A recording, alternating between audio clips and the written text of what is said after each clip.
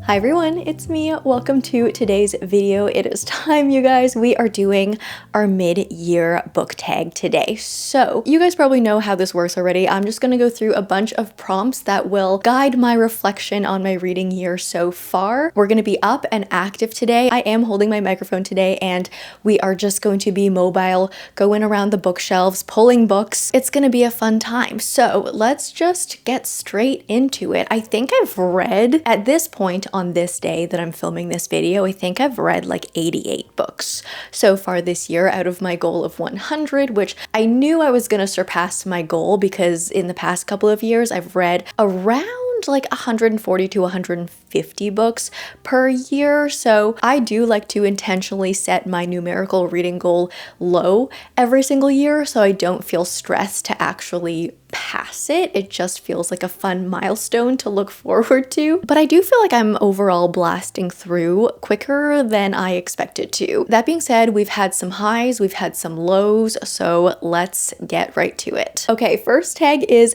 best standalone book you've read so far this year. Okay, now the thing is, I don't think I'm gonna be able to just pick one book per prompt, so we might have to go around and pick 2 or 3, maybe 4 per prompt because there's no way I can choose between all of my favorite babies. Okay, best standalone book though. I'm so tempted to just choose The Poet Empress by Shen Tao, but this was technically a reread for this year, so I don't know if it technically counts for the mid-year tag because I originally read it November of last year, but this is definitely one of my favorite standalones and definitely favorite fantasy standalone of all time. We just get so deep into our characters in this way that feels so conflicting because you don't even know if you want to root for some of the characters that we are deep diving into, but at the same time, Shen Tao was a genius at making you truly feel for these like honestly horrible people, but at the same time still being aware of like, ooh, this person still shouldn't be in the place that they are in right now. Like they shouldn't be there, but I still feel bad for them. And I love feeling conflicted emotions for characters. This is one of the strongest debuts I have ever read, one of the best books I have ever read as well. So definitely needed to pull that one. I do think we need to pull The Correspondent by Virginia Evans for this prompt as well. Such a gorgeous book. I truly have learned that I just love reading about old people as well, like old people who should be set in their ways, but end up doing a lot of self-reflection in this late stage in life, and just see how you can grow and reflect and mature really at any age of your life. Virginia Evans did letter writing in the absolute best way in The Correspondent, giving us enough information as the reader, giving us a clear enough narrative and honestly pretty well-defined plot for just letter writing, but at the same time leaving enough gaps for us as the reader to fill and just actually use our brains while reading. So I absolutely loved The Correspondent. Also from the general fiction category, we need to talk about The Burning Side by Sarah Damoff. I love Sarah Damoff so much. I can't believe I only discovered her as an author this year. I read The Bright Years early on in January and then read The Burning Side very recently, and she has just really instantly shot up to one of my favorite authors of all time. The way she can write about emotion, the way she can write about these tensions between families, different generations, and also the way she forms these relationships and connections between characters that feel so intimate but also so distant at the same time. She's really great at showing both sides, like all sides of a relationship, the good, the bad. Like you can feel so close to someone but also at the same time not really truly know what's going on in their heads at all times, and also you can love someone but know that that person is maybe not great to have like super close to you in life. So she's just really great at character dynamics in that way. She's also incredible at dual timeline and being able to present these parallels between timelines that just make your soul feel so full but devastated at the same time. This was incredible. I always say if you love the show This Is Us, you definitely need to read this book. Okay, I'm gonna pull one more book for this prompt because I could just keep going on forever and ever and ever, but right at the top of my mind, very recent read, Into the Blue by Emma Brodie. Now, this wasn't a perfect 5-star read for me. There were a few things, particularly in the amount of smut closer to the end of this book, that just felt a little bit too overdone, a little bit unrealistic, that I ended up rating this book a 4.75,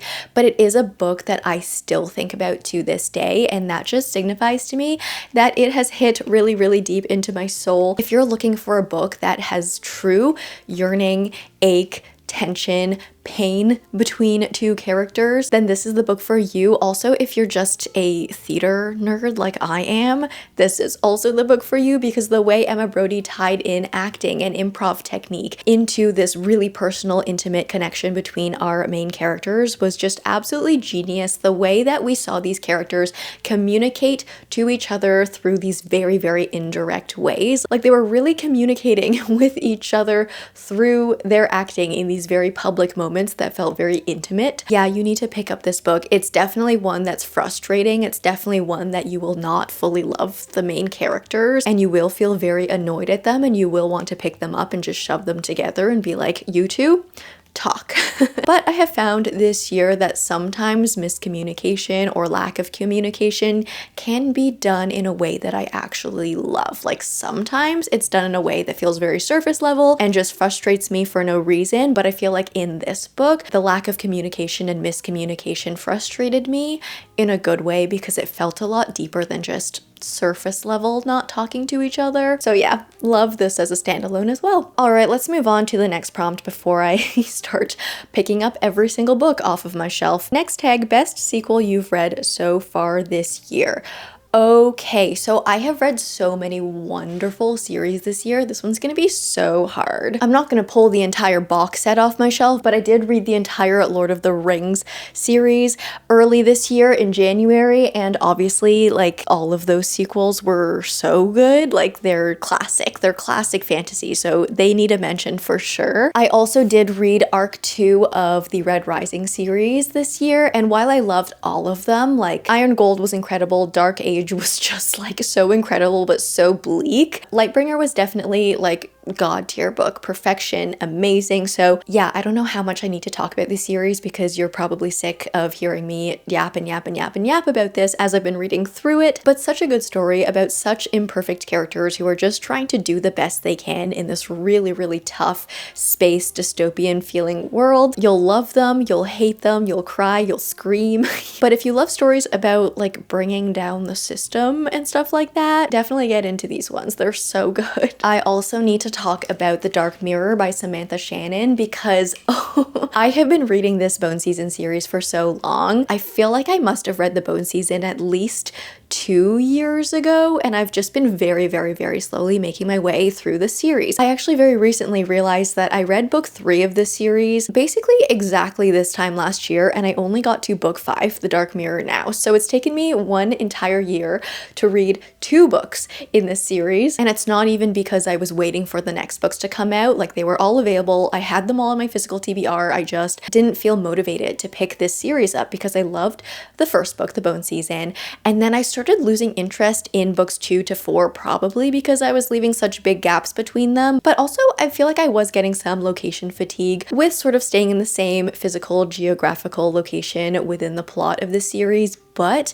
the second we started branching out to other parts of the world, I was reeled back in. I loved The Dark Mirror so much. It made me excited for the series again. It got me invested in the characters again, which is incredible. I just think we've expanded so much in this book that all of the different tensions and all of the different parties at play with all the different countries involved has just made me so excited to continue on in this series. Book 6 comes out in February of next year, so look out for my mid-year tag next year, because I'll probably have read the 6th book by then. Hopefully we'll be able to add that to our favorite sequel tag for mid-year next year as well, but this was just so much fun. And for the last book that I'm going to pull for this prompt, I do want to talk about The Ballad of Falling Dragons by Sarah A. Parker. I've been waiting for this book for a very long time because I read When the Moon Hatched during the indie run, like the indie publish of the book. My version of the first book, you know what, actually I'll show you. This is my cute little indie published version of When the Moon Hatched. Look how different it is to The Ballad of Falling Dragons. I find it just so funny. Anyways, I did read When the Moon Hatched so long ago. I loved it. I love the way Sarah A. Parker writes an atmosphere. I love the way she built this world. It was just so moody, and it is definitely one of those books that, like, stuff happens. I don't want to say there's no plot in it because there is a lot of plot in these books, especially in this one, but I do feel like she takes her time with the plot, and she definitely uses a lot of page space to describe things, not only to describe the physical world, but also to describe our protagonist's mental state and inner well-being, and doing deep dives into her trauma and everything like that. And I just love the way Sarah A. Parker makes everything feels so magical in this world. Like, even when our character does her little mental deep dives, even those feel very, very magical. They are actually very tied into the magic itself, and so everything is just so vibey in these books, and I do love that. Now, it did take me a little bit of time to re-immerse myself back into this world when I started reading it, because it has been so long since I read When the Moon Hatched, but once I was back in it, I just ate it up. I was fully immersed. I love all the characters in this world. I will be honest, Rave did annoy me a lot in When the Moon Hatched, but for some reason she didn't annoy me so much in this one. Maybe it's because I was either used to her, so I was already expecting it, or maybe I feel like I've just gotten a deeper look into her pain and why she acts the way she does, and for that reason she doesn't annoy me anymore. But I love how our characters are all tied to each other, even in subtle ways in some cases. I love how our villain character in this book is also so personally tied to all of our characters, and so our villain is not a villain just to be a villain. There's a lot of pain and purpose behind everything. But I love this so much, and I can't wait for the third book. Okay, worst sequel I've read so far this year. I only want to pull one for this because I don't like being mean. I do think it's down here. It has to unfortunately be Apprentice to the Villain by Hannah Nicole Maehrer. I did decide to DNF this series after reading this one. So this is book 2 to Assistant to the Villain. I always forget like which assistant type word the title is, because we have Assistant to the Villain and then Apprentice to the Villain. I think the next book is like Accomplice to the Villain or something. I don't know. But this one is book 2. I found Assistant to the Villain to be just a fun time. It was refreshing, it was light, it was humorous, and I liked the way it poked fun at very common romantic tropes. I feel like it was just so self-aware. It knew exactly what it was doing. Everything was so highly exaggerated to the point where, yeah, it was cheesy, but that was kind of the point. Like, it was there to be just fully unserious. So I was excited to dive into this one, but I just think after reading this book, I realized this genre is not for me in terms of like a full-length series. I love this type of comedic read for maybe 100 pages, and that's about it. I also feel like this series was a bit of a letdown for me because our protagonist had this potential to grow so much in this sequel with the situation she was in, and I wanted to see her go in that journey of growth. But at the beginning of this book, it was basically like she had already done all of her growth. We skipped all of that time that I wanted to see her like come into herself, and it just felt like we missed a lot of chapters in her development at the start of the story when we jumped in. So I was really let down about that. It felt like she just did a full 180, and it was great. Like, I loved her growth, but I wanted to see how she got there. And so it was hard for me to feel invested in the things that were going on in here because I just felt really disconnected to our protagonist. So unfortunately, bit of a disappointing sequel for me. All right, what do we have next? New release I haven't read yet, but I want to. Okay, immediately, Destiny's Edge by ML Wang. Have you guys heard of this one? I feel like you probably have because it kind of blew up on social media.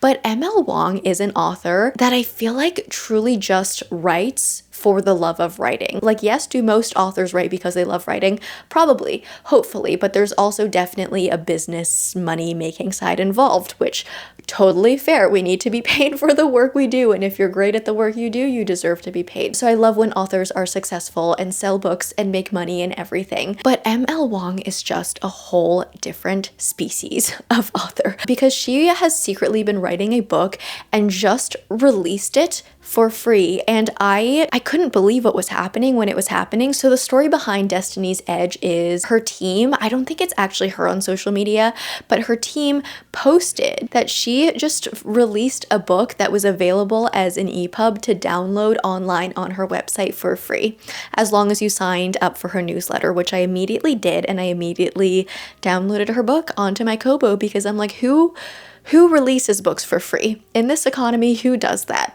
But Emma Wang also, if you are not familiar, is the author of The Sword of Kaigen and Blood over Brighthaven and some other works. And she's definitely, at least in my opinion, an author who is well known enough that she could make a really good living writing books and publishing them. But she just truly wants to write and to appreciate the craft, and I really honestly respect that about her. But Destiny's Edge is a fantasy and it's also sapphic. So we follow, I think she's the fourth wife to this man who is really high up, very wealthy, very noble, something like that. But she has been sent on a journey to basically pick up her husband's newest wife and to bring her back to like marry him and join the family, I guess. But along the way, I'm pretty sure, because this is listed as sapphic fantasy, I'm pretty sure the two wives fall in love instead. And I'm just so in. I'm so excited to read it. I have it downloaded on my Kobo and just need to get to it immediately. But that's definitely a new release that I haven't read but want to. Okay, next tag is most anticipated release for the second half of this year. So books that have not been released yet. Okay, I'm gonna make an entire video dedicated to anticipated releases for the second half of this year because there are so many, but just rapid fire quickly for a few of them that I am just like the most excited for. Number one, Taipei Story by R.F. Kuang. You guys know me. You guys know I will be excited for an R.F. Kuang release every single time. There's also Victorious by V.E. Schwab, which will finish a trilogy that I've been looking forward to for so long. I can't even remember when I read Vicious and Vengeful, but it's been very long. I'm so excited to finish the series and see where our characters end up. So I'm definitely excited about that one. And then also along the same vein, Deadbeat by Leigh Bardugo, the third and final book to the Ninth House series. Again, I just can't remember when I read Ninth House years ago, like more than 2 years ago, probably, I want to say. But Deadbeat is finally releasing later this year. They're all coming out around like September, and I'm so excited for them. I'm actually currently going on a little audio reread mission to kind of refresh my brain on these series. So I'm currently actually on the reread of Vengeful by V.E. Schwab, and once I finish that reread on audio, I'm gonna go over to the Ninth House books and audio reread Ninth House and Hellbent in preparation. I was looking forward to The Sixth Faction by Veronica Roth. That's gonna release at the end of this year. I can't believe we're getting an alternate reality version of Divergent. Who saw that coming? I certainly didn't, but I actually I got an early copy of it and I'm still in disbelief, but I already read it because I picked it up immediately right when it arrived in that mail, and I think that reading vlog is probably already up. So if you want to see me read The Sixth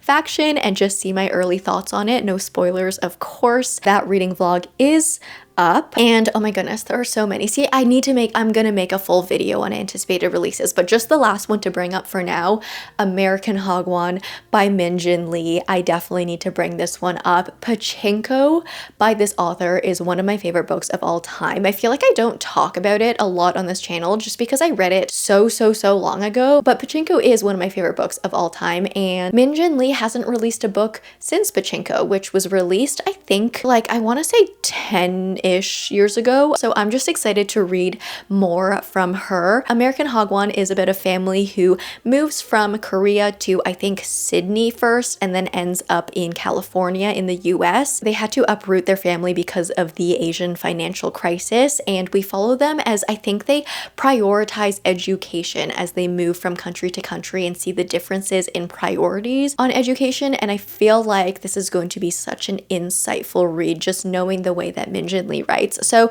I'm so excited for American Hagwon, and I'm excited for so many more. But again, that'll be a different, separate, entire video. Next tag, biggest disappointment. Okay, I mean, I think you guys know this book will probably go down in history for being one of my least favorite reads, and that is unfortunately The Last Wish by Andrzej Sapkowski. I really had a rough time reading this, and I was so looking forward to it because I do love the world of The Witcher. I love the video game, and so I wanted to learn more of the lore. I wanted to see our characters and just kind of fully immerse myself in this story, but all of my unfiltered thoughts are in a reading vlog that I did earlier this year, but the sexism in this, the way it was written, it just left a very, very sour taste in my mouth. And like, I'm all for books with characters that are not perfect. I am all for books that show the ugly in a world. I am all for grim, dark fantasy. Like, you guys know the books that I like to read, right? I accept darkness and ugliness in my books, but the way this one was written was just... Now, that being said, you know, I don't like being too mean about books, and I know the series is so well loved. What I have found out is that the translation of this prequel is like actually extremely bad, and I've heard that the main series, which is actually done by another translator, gets a lot of the nuance across better, and I think a lot of the meaning, the complex layers behind this dark world were lost in the English translation of this book. So I am starting to slowly open up to maybe picking up actual book one in the series, kind of skipping the other prequel and going straight to book one, because I've heard the translation is better, and yeah, it just gets a lot of that nuance across better, which for a dark fantasy, you need that nuance. Like, that's what makes it readable. I just think a lot of the points were lost in translation in this prequel, and it didn't work for me. If we're talking about disappointments, I also need to pull, where is it? It's right here. The Shippers by Catherine Center. I was disappointed by this one. Now, Catherine Center is, I would say, like, not my favorite romance author of all time, but is a romance author that is one of my go-tos if I want something light, something kind of brain off, something just fun and good times and a light summer read. So I was looking forward to this one, and I was expecting it to give the same vibes that I've gotten from other Catherine Center books. I also feel like the way she writes has this sense of absurdity to it. Like, her books are just wild. The plot twists that happen, she just goes absolutely insane in her third acts in her books, and I find them just so bizarre and fun to read. But this one to me just felt overly cheesy, overly predictable, and not in that like absurd, bizarre way. Everything was just way too expected, and also this protagonist annoyed me so much because everything was so clearly laid out in front of her. Like, her love interest was so obvious in this book, like way too obvious, and being in her mind was so frustrating because she just could not see what was in front of her for the longest time. And I do get that in a lot of romance books that is necessary, because in a lot of romance plots, if the protagonist at the beginning already has a clear mind and already can see what is right in front of them, we wouldn't have a story. The romance book would end at page 1. But this one I feel like just lacked a lot of the subtlety that I personally prefer in a protagonist who is just very unaware of what's going on around her. So this was a disappointment for me, unfortunately. You know what? There's another disappointment right here behind you. The Night We Met by Abby Jimenez. I was looking forward to this book. Now, Abby is usually one of my favorite romance authors of all time, but this one, honestly, I think the biggest problem with this is it had to be a contemporary fiction over a romance. This was a trope that's just very hard to pull off in a romance with boyfriend's best friend. Like, how do you do that without feeling just at least a little bit icky about everything that's going on? I think this one just needed to dive deeper into the pain, the awkwardness, the weirdness of the situation that was going on, and it just felt like such a glamorized depiction of things that happened. Everything was so just happy and easy and just very obvious. I wanted to dive into the weird stuff, the pain between our protagonist and her current boyfriend, who she didn't end up with, and that's not a spoiler because that's the premise of the book. But I also wanted to see a lot of the uncomfortable feelings between the boyfriend and the best friend. Like, I wanted to see how their relationship was faring, how they were falling apart, how they got back together. And I feel like we got that in the last 10% of this book, but I wanted like at least 50% of this book to be those moments. And the story didn't work for me because it just felt like we were trying to platform our love interest as this perfect book boyfriend that could do no wrong, and he just felt way too perfect and like a really clean, goody, perfect book boyfriend character to me, when the reality was he was stealing his best friend's girlfriend the entire time. And I'm like, that's not a good thing to do. So loved the idea of the actual, you know, morally gray aspects to this book, but we didn't actually dive into the morally gray, which was the disappointing part to me. Next tag, biggest surprise. Okay, The Dark Mirror, again, I'm gonna bring it up by Samantha Shannon because I didn't expect to love that sequel so much based on the trajectory of how the rest of the series was going for me. So I have to say that. And then The Good Parts by Evan Normandin. So this is a debut author and this is a memory trope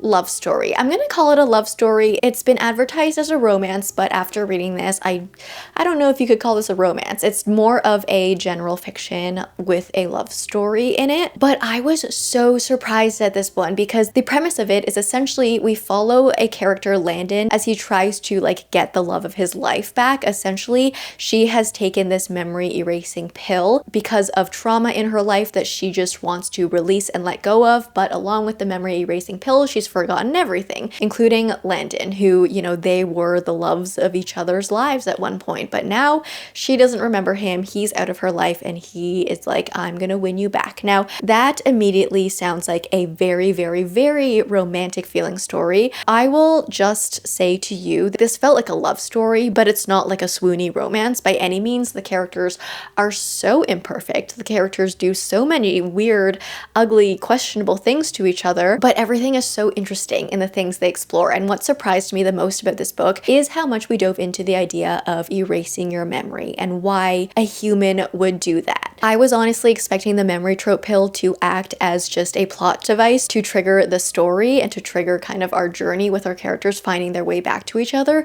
but it didn't just act as a plot device. Throughout this entire book, we had multiple characters who had taken this pill dive into like why they took this pill, and we had Landon, who hadn't taken the pill, observe these characters who had taken the pill and just see all of the different ways that this pill has affected them. It felt eerie almost. Like some parts of this gave me Severance vibes, like the TV show, and I absolutely loved that. I ate it up, and that's why I think this book is a little bit more literary contemporary fiction over just a romance book. But I was so surprised in a very, very happy way, and so I would definitely recommend this one. But yeah, don't go into it expecting it's like a nice, perfect, happy, feel-good romance with characters that you will 100% root for and just swoon over.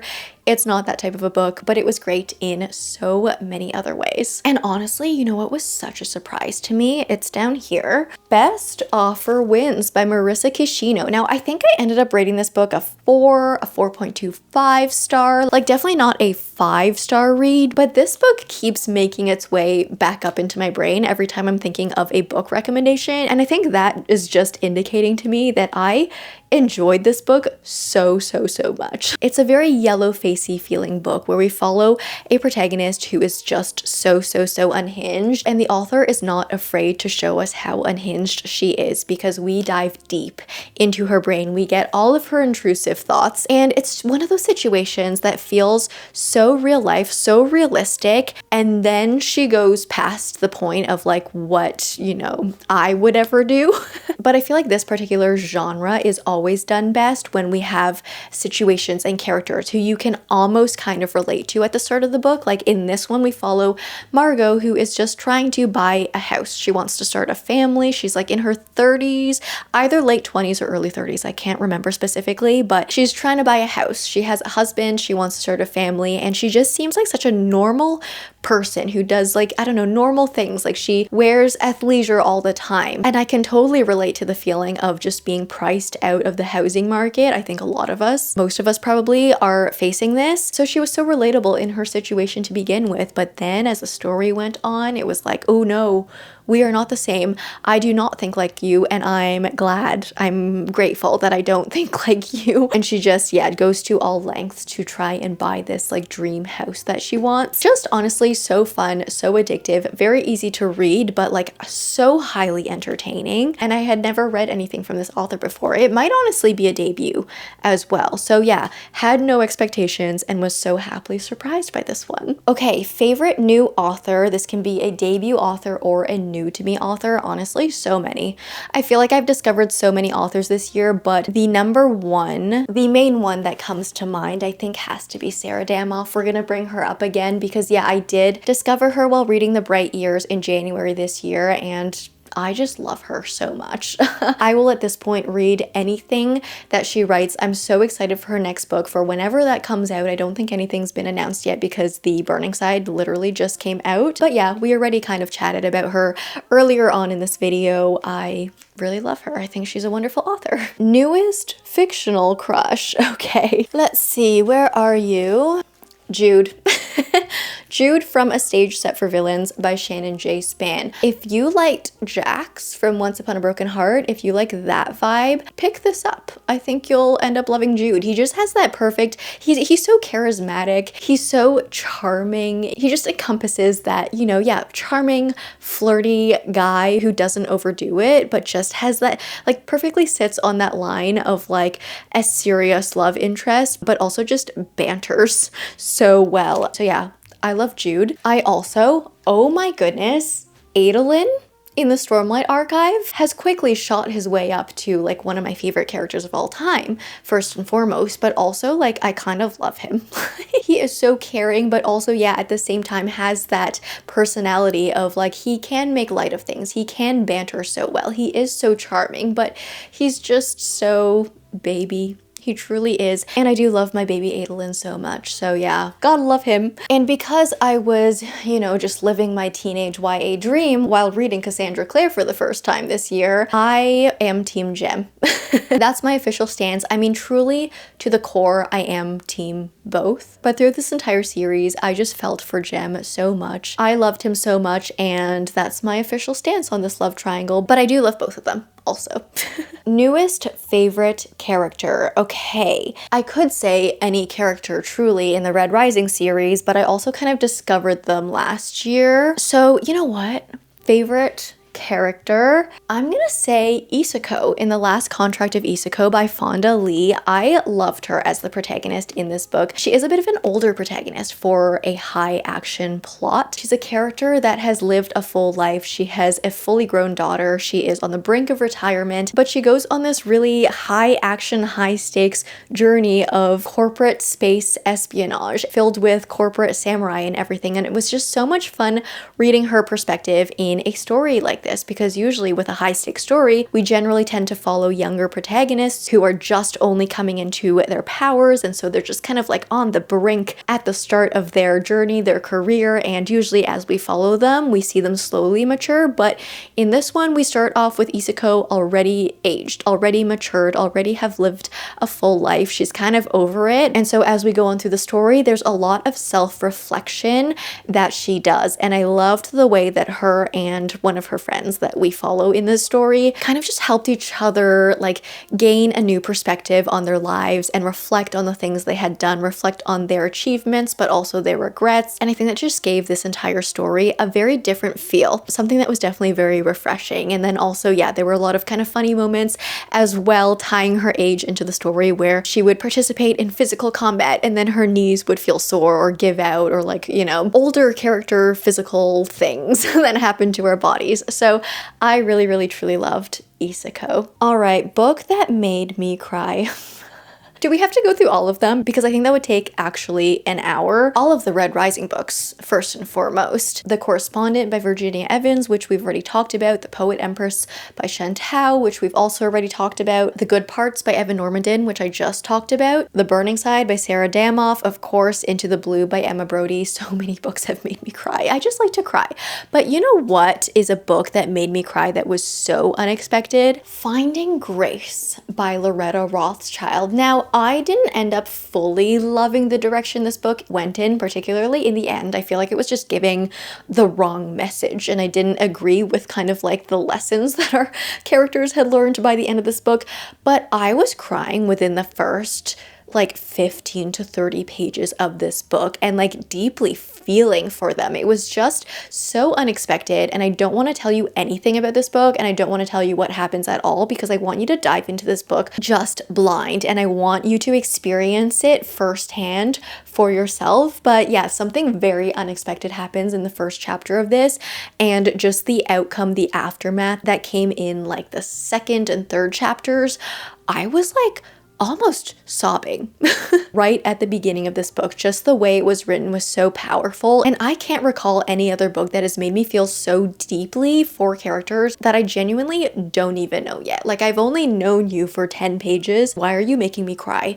already? And there was just something so powerful and visceral about Loretta Rothschild's writing. All of the moods and emotions, I think, were amplified with the way she described physical, like external environments that our characters were in, and I think that maybe helped heighten the senses. But yeah, there was something about this that just broke me at the very beginning of this book. So that was definitely an unexpected cry and deserves to be brought up for this tag. Okay, on the opposite side, a book that made me happy. Most books make me sad. Most books that I choose to read make me sad. One that did make me happy and like actually giggle out loud was Phoebe Berman's Gonna Lose It by Brooke Averick. Now, I wasn't completely sold at the beginning of the story. In the first half, it just felt very much like a typical rom-com to me. Nothing felt really like surprising or unpredictable, but the second half of this book got me yelping, got me shrieking, got me giggling. There were some plot twists that I didn't expect, and overall, in the end, this was such a feel-good story. We follow a character who has physical intimacy issues, and I loved how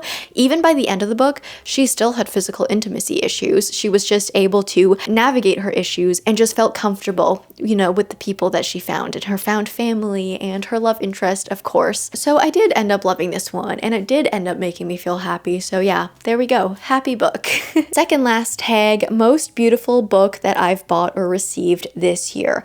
Okay, honestly, so many, but this is definitely one of my most beautiful books that exists on my shelves. The Poppy War by R.F. Kuang, the special illustrated edition. Now, this was a gift from a lovely subscriber, Fa. I hope I'm pronouncing your name correctly, but thank you so much for sending this to me. I get so much joy seeing this on my shelf. The Poppy War, obviously, you guys know, is one of my favorite trilogies of all time, and so I have been like salivating over these editions, and I'm just so grateful that you sent it to me because I've been wanting it for so long. But this is just gorgeous. Not only is the cover art amazing, but there are also beautiful sprayed edges, and also there are illustrations like inside of the book as well. Stuff like this, like it's a full illustrated edition, and I just think it's gorgeous. I did take some time to flip through. I didn't do a full reread of the book, but I did take some time to flip through just to look at all of the illustrations. It's just so gorgeous. I honestly want like the rest of the trilogy in this edition as well, because they're all just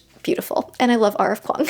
One that I actually recently received is this really cool new edition of Dune by Frank Herbert. I actually haven't read Dune, and I think I need to read it by the end of this year because I have this edition now, but it's so cool. Just take a look at it. There's just something so sci-fi about it, and it makes me happy. There are also these really cool sprayed edges that have these quotes on them, like here. It says, "Fear is the killer." Oh no, "Fear is the mind killer." That's what it says. And then down here it says, "Fear is the little death." And then at the top it says, "I must not fear." Just a very, very cool edition. And so yeah, I definitely need to read this book because this is like a really cool new edition of it. I did get this really, really adorable florally edition of Sense and Sensibility by Jane Austen. I do need to read this classic. I love this type of naked hardcover that doesn't have a dust jacket on it. There's something that feels very classic about it. I don't know what it is, but I do just love seeing all the flowers. I love the design, and this, I kind of want to collect all of the classics that have this edition. They're also gorgeous. I was thinking of maybe reading this one in the spring or summer, but I just actually saw that they're releasing a new adaptation of this story, I think in like September of this year, sometime in the fall maybe. And so I'm thinking I'll maybe time this read along with the new adaptation and just get like a full immersive experience with the story. So yeah, that's gorgeous. And then for our last tag, what books do you need to read by the end of this year? Okay, so Dune, I mentioned. Definitely want to read that. There are so many like new releases that I want to read by the end of this year as well, which I will include in that anticipated releases video whenever I post that. But also, just because I like to be a little bit ambitious with the books that I promised to pick up, 11/22/63 by Stephen King. I feel like this is one I definitely need to read this year. It's chunky, it's a little bit intimidating, but I've heard nothing nothing but good things. So I definitely want to pick this up. And then also I do want to read The Count of Monte Cristo this year, probably in the colder months. Now the problem with this is I did pick up the Oxford World's Classics edition of this, but I've heard that the Penguin edition, the Penguin Classics that has the Robin Buss translation, I've heard that one's actually the better version of this classic. And so I think diving into such a long classic like this, I want to give myself the best version of it if I'm going to spend so much time on it. And I've heard the Oxford version is probably good. This one is the version by David Coward. Now I'm just debating things because yeah, I've heard that the Penguin version is better. And so I'm like, maybe I need to pick up that edition to read instead of reading this one, because yeah, I want to give this story the best read possible. And I don't know if the Oxford classic version will give that to me. If you guys know anything about the differences between the Oxford version, the David Coward one, and the Penguin Robin Buss one, let me know. All right, that being said, that's gonna wrap it up for this mid-year tag. I hope you enjoyed this fun little way of reflecting on our reading year so far this year. Definitely some really, really great reads. So happy with so many of the books that we've been reading this year. I can't wait to see what the second half of this year brings. There are so many anticipated releases coming, particularly in the months of like September and October. But yeah, that being said, I do hope you enjoyed this video. If you did, please leave me a like and a comment. If you don't know what to comment down below, let me know, kind of like going through these tags, what reads from your 2026 mid-year reads would you match to these tags? If you like me, subscribe, do that bell thing, and I will see you in the next one. Bye!